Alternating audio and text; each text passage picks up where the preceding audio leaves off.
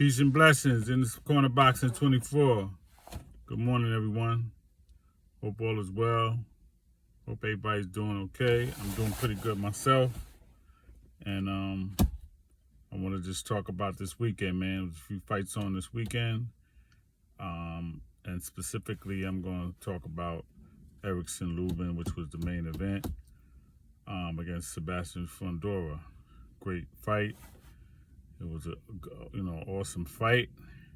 I wanted Lubin to win, but it didn't pan out that way for him. He suffered a broken nose, a broken jaw, and a separated shoulder.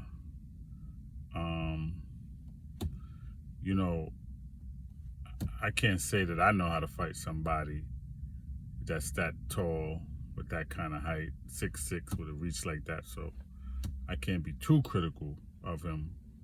But I will say that knowing what I do know about boxing is that, he could have definitely fought a little smarter than that, right? I know he wanted to make a statement because he said it at the press conference. He wanted to make a statement. He was pretty short with it. He didn't say too much. He just said he wanted to make a statement. And I think that, and I know that was his mindset because that's how he fought. And I believe his corner, his trainer, Cunningham, was telling him, getting on him about, staying inside like that. But that's what he did because, he wanted to make a statement, so he really didn't listen. And he paid for it, man. He paid for it with, getting a broken nose, broken jaw, separating his shoulder, which could have came from him, throwing them punches, throwing them hard shot, throwing them punches, and then also maybe even being hit in that area by Fundora because Fundora's so tall, man. He's coming down on you with those punches, right? That's what makes him dangerous too, man, because he got the long reach and he knows how to punch down on you, right? So Erickson Lubin, man, he's gonna have to take some time, to heal from that. He looked like he had two faces, man. That's how bad he looked, man. Felt bad for him, man, because I met him, a few fights ago. I met him a couple of years ago. I met him at the Garden, man, and at the Devin Haney fight. He was at the Devin Haney fight that I went to, and I met him in the hotel, man. No. Pardon me. I met him at. That wasn't Devin Haney. I met him at the Lopez and Richard Kami fight. That's where I met Erickson Lubin. Right. That was at the Garden. That's where I met him. Okay, so yeah, man, Erickson Lubin, man, listen, tough dude though, tough customer, man. He definitely learned a lot. He's definitely learned a lot since that loss to Jamel Charlo. He's definitely got much better. He's been on a win streak, but he just got to tighten up a little bit more with that defense. Got to tighten up that defense, and he got to just remember in and out, in and out. That's the way you got to fight Fundora. In and out. You can't stay inside too long. You can't stay outside too long. Okay? If you're going to stay inside with him, you got to be precise and then move out. You got to make him move this way, make him move this way. You got to keep him off balance. You got to keep Fundora off balance. You can't keep him just coming straight at you.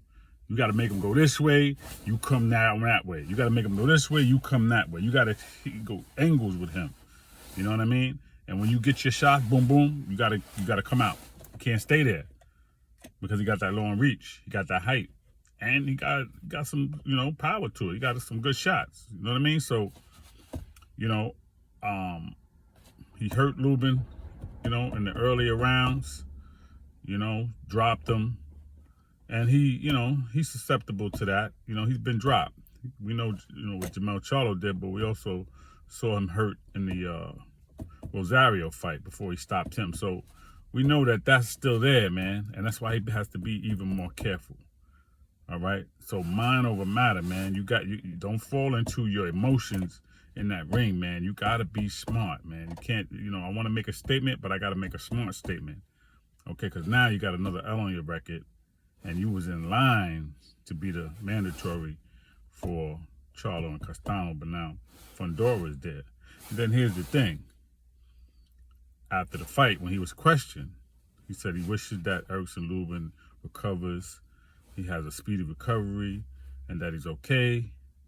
And that, but he also said, you know, he wasn't trying to.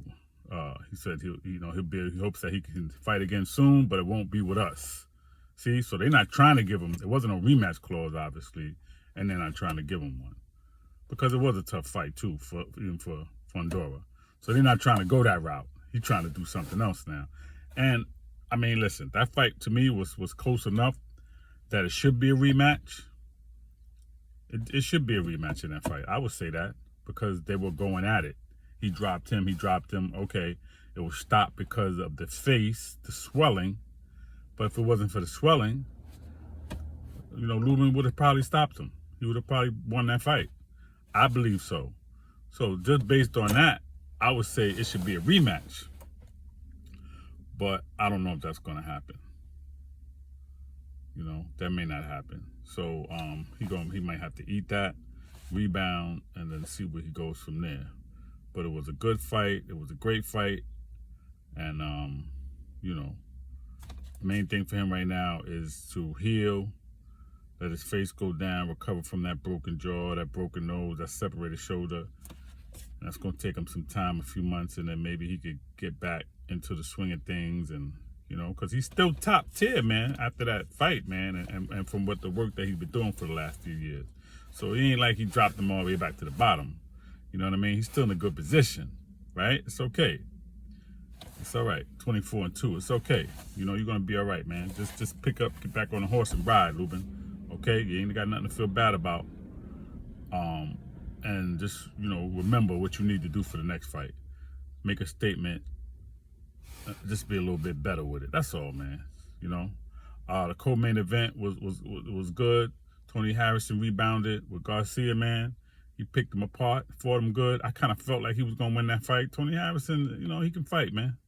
He got fight game. You know what I'm saying? So I ain't really surprised about that, man. You know?